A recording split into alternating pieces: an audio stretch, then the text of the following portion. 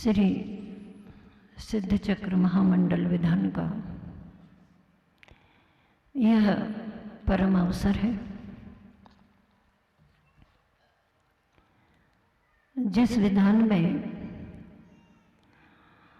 हम सभी शुद्धि और विशुद्धि के साथ उपस्थित हैं।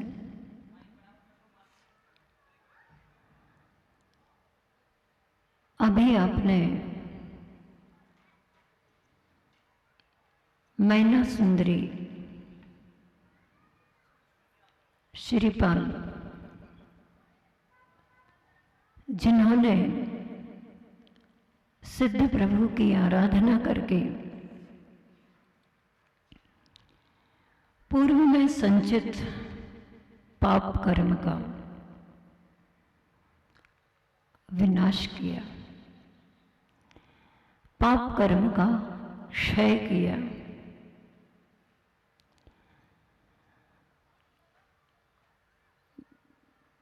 तीर्थ यात्रा पर मैना सुंदरी जाती है। मैना सुंदरी के इस प्रसंग को देखकर आप सभी लोगों ने विचार तो किया ही होगा कि साधु संतों की, सज्जनों की निंदा करने का यह परिपाक होता है। अपने जीवन में ये संकल्प जरूर करें कि हमारे मुख से कभी भी मुनि निंदा ना हो, हमारे मन में कभी भी मुनि निंदा का विचार उत्पन्न ना हो। हम हमेशा साधु जनों का, जो कि साधुता से सहित है, उनकी हमेशा साधु भावों के साथ आराधना करें। पूर्व में किए गए कर्म का प्रभाव सभी को प्राप्त होता है। जैसा करेगा वैसा भरेगा। जो जैसा करता है वो वैसा पाता है। भाग्य और पुरुषार्थ की बात संवाद के रूप में यहाँ चल रही थी। दोनों का कथन कथनचित सत्य था। किसी भी कार्य में जितना पुरुषार्थ का महत्व होता है, उतना भाग्य का भी महत्व होता है। आचार्य समंत भद्र स्वामी जी ने आप्तमीमांसा जैसे महान न्याय ग्रंथ में स्वयं भाग्य और पुरुषार्थ दोनों के विषय का वर्णन किया है। चूंकि जैन धर्म साधवाद शैली से हर किसी बात का कथन करता है, इसलिए ना अकेले भाग्य की बात कहता है और ना अकेले पुरुषार्थ की बात कहता है, किंतु दोनों का स्थान प्रत्येक कार्य के लिए बराबर से होता है। भाग्य किसी प्रभु के द्वारा, किसी ईश्वर के द्वारा दिया हुआ उपहार नहीं होता, किंतु अपने स्वयं के पूर्व में किए गए पुरुषार्थ का फल ही वर्तमान का भाग्य होता है। इसलिए हमारे स्वयं के पाप कर्म के उदय से कदाचित जो भी विपरीतताएं, प्रतिकूलताएं जीवन में आए, उनका श्रेय किसी दूसरे को मत देना, उनको किसी दूसरे पर टालने की कोशिश कभी मत करना। स्वीकार करना कि मैंने ही ऐसा कुछ किया होगा जिसके कारण आज मेरे जीवन में ये स्थिति, ये परिस्थिति सामने आई है। पुनः पुरुषार्थ करना, पूर्व के गलत पुरुषार्थ से दुर्भाग्य तैयार हुआ था। उस दुर्भाग्य के होने पर भी यदि इंसान सच्चा पुरुषार्थ कर ले तो दुर्भाग्य भी दूर हो जाता है पूर्व का, और नया सौभाग्य का निर्माण भी हो जाता है। इसलिए अपने जीवन में पुरुष हो, पुरुषार्थ करो, कभी पुरुषार्थ से पीछे मत हटो। श्री सिद्ध चक्र महामंडल विधान करने का उस मैना सुंदरी ने भी पुरुषार्थ किया था, जो मैना सुंदरी अपने भाग्य की बात कर रही थी। हमने देखा कि भाग्य से के उदय से भी कार्य हुआ और पुरुषार्थ करने पर भी कार्य होता हुआ देखा। अतः सभी को ये बात स्वीकार करनी चाहिए कि जैसा हमारा वर्तमान होगा वैसे ही हमारे भविष्य का निर्माण होगा। उज्जवल भविष्य का निर्माण करना चाहते हो तो वर्तमान को भी उज्जवल बनाने की कोशिश करो, अन्यथा जैसा होता आया है वैसा होता चला जाएगा। जैसा हम करते चले जाएंगे वैसा हमारा भविष्य फलीभूत होता चला जाएगा। कर्म कैसे करें, इस पर हमें चिंतन करना है, और इस चिंतन को आगे बढ़ाने के लिए आचार्य उमा स्वामी जी महाराज ने कहा कि कर्म कैसे करो और कर्म कैसे ना करो। वर्तमान में कैसा विचार करने से कौन कौन से कर्म का बंध होता है, इस तत्व का अगर आप अध्ययन करना चाहते हैं तो तत्वार्थ सूत्र का 6वां अध्याय बहुत अच्छे से मनोयोग पूर्वक पढ़ो, उस पर चिंतन करो, और जो उसमें कहा गया है, जो करने को और जो ना करने को, उसे आप ना करने योग्य कार्य ना करें और करने योग्य कार्य को स्वीकार करें। प्रसंग है श्री सिद्ध चक्र महामंडल विधान का। इस विधान के शुभ अवसर पर आज आप सभी ने 32 गुणों से युक्त सिद्ध प्रभु की आराधना की है कि जिनके शरीर का स्पर्श करती हुई वायु भी अगर वहां से हमारे बीच में से निकल जाए और हमारे शरीर के साथ वह वायु स्पर्श कर जाए तो उस वायु के स्पर्श से भी बड़े से बड़े रोग दूर हो जाते हैं, रिद्धिधारी महामुनि महाराजों की तपस्या के प्रभाव से।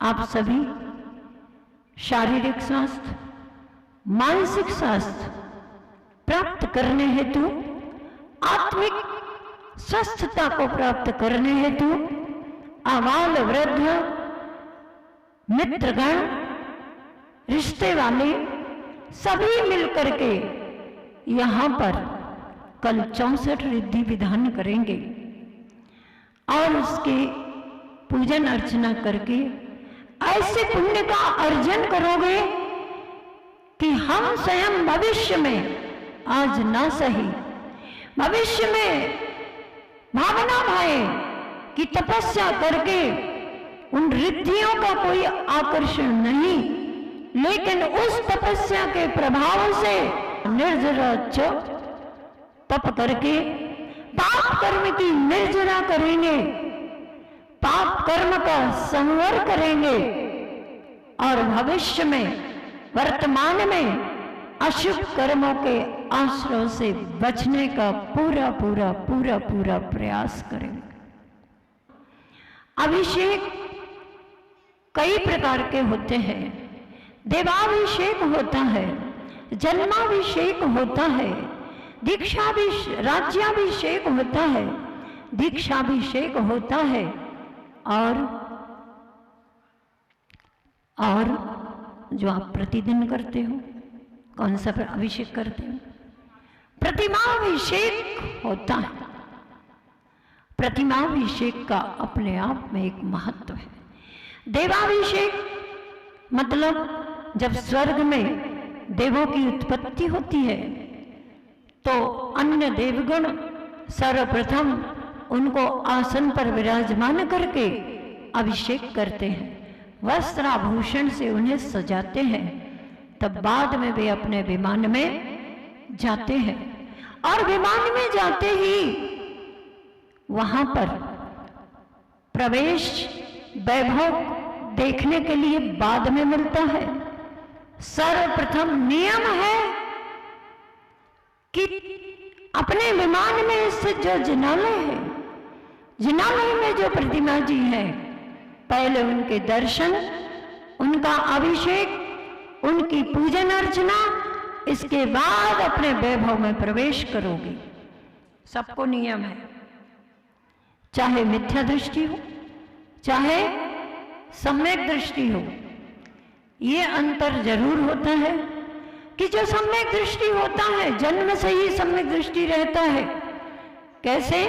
पूर्व का सम्यक दर्शन उसका छूटा नहीं तो सम्यक दर्शन साथ ले जाता है, और सम्यक दर्शन के साथ जो देवों में उत्पन्न होता है वो भगवान का अभिषेक, जिनेंद्र भगवान जी की अर्चना, वीतरागता का ध्यान रख के करता ही करता है।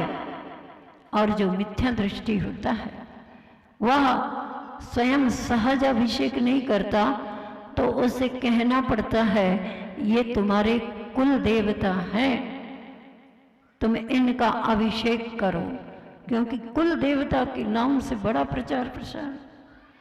आज जैन समाज में भी सभी जिनेंद्र भगवान के भक्तगण भी, सभी तो नहीं कहो, जो हो, अगर कुल देवता के नाम से बात आ जाती है तो कुछ भी स्वीकार करने को तैयार रहते हैं और करते चले आते हैं। जबकि ध्यान दो, ये हुन्नाव सर्पणी काल की वजह से ही मतांतर हुए हैं, बाकी और सर्पणी काल में भी हमेशा हमेशा जिनेंद्र भगवान की ही सभी आराधना करते हैं, चाहे सम्यक दृष्टि हो और चाहे मिथ्या दृष्टि हो। ये आप सुनते ना, हिंदू, मुस्लिम, ईसाई अथवा कौन कौन क्या क्या, मैं क्या कहूँ, जो भी आप सुनते हैं, ये सब जो मान्यताएं अलग अलग हैं, ये मान्यताएं इस असंख्यात उत्सर्पणी अवसर्पणी का काल व्यतीत हो जाने के बाद एक विचित्र अवसर्पणी आती है जिसका नाम है हुंडावसर्पणी काल। हुंडा यानी विचित्रता है, और उस विचित्र हुंडावसर्पणी काल में धर्म और धर्मात्मा के प्रति अलग अलग कई प्रकार की मिथ्या मान्यताओं का प्रचलन चलता रहता है। उसी के कारण से आज वर्तमान में आप देखते हैं, अन्यथा हमेशा हमेशा असंख्यात उत्सर्पणी अवसर्पणी काल तक भी जिनेंद्र भगवान की ही आराधना सभी करते। आपको प्रश्न हो रहे होंगे, मतलब आज जो देखने में आता है ऐसा माहौल और कभी नहीं रहता? नहीं रहता, इस हुंडावसर्पणी काल में ही रहता है, इसका ही ये प्रभाव है। तो आप सभी लोगों को अतिशय पुण्य के योग से, संयोग से नरजन्म के साथ साथ उच्च कुल में और उच्च कुल में भी जैन धर्म में जिनेंद्र भगवान का संयोग प्राप्त हुआ है। जिनेंद्र भगवान की आराधना भक्ति करने का आपको सुअवसर प्राप्त हुआ है और वर्तमान में स्वर्णोदय तीर्थ क्षेत्र पर ही आपको सिद्ध चक्र महामंडल विधान करने का ये शुभ अवसर प्राप्त हुआ है। स्वर्णमयी अवसर है। अभी भी समय है। जो लोग इस विधान में अभी शामिल ना हो पाए हो, जितने भी यहाँ सिविल ड्रेस में बैठे हैं, देखो पीछे बैठा है एक ग्रुप, पता नहीं मुझे कहाँ का है, हो सकता खजुराहो का ही हो सकता बाहर का हो। जो भी यहाँ उपस्थित है वे सभी कल अपने पूजन की ड्रेस में आकर के रिद्धिधारी महामणि राजों की अर्चना जरूर करेंगे। सभी का आह्वान यहाँ पर किया जाता है। और कल पिछिका परिवर्तन समारोह तो है ही है, मध्याह्न में होगा। पिछिका परिवर्तन जीवन परिवर्तन, हमारी जीवन शैली के परिवर्तन का कारण बने। अपने जीवन में हम ब्रह्मचर्य की ज्योति जगमगाएं। अपने जीवन में अब ब्रह्म दुराचार व्यभिचार की परंपरा को अनंत काल तक के लिए समाप्त करें और अपने जीवन में ब्रह्मचर्य की ज्योति जगाकर मुक्ति की प्राप्ति तक के लिए ये ब्रह्मचर्य की ज्योति जलती रहे, ऐसी भावना तो आप कर ही सकते हैं।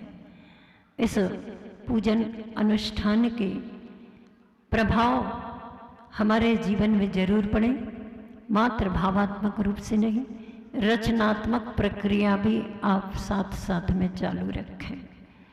कर्णेंद्रिय का विषय मत बनाओ मात्र उपदेश को, किंतु उसे आचरण का रूप धारण करें।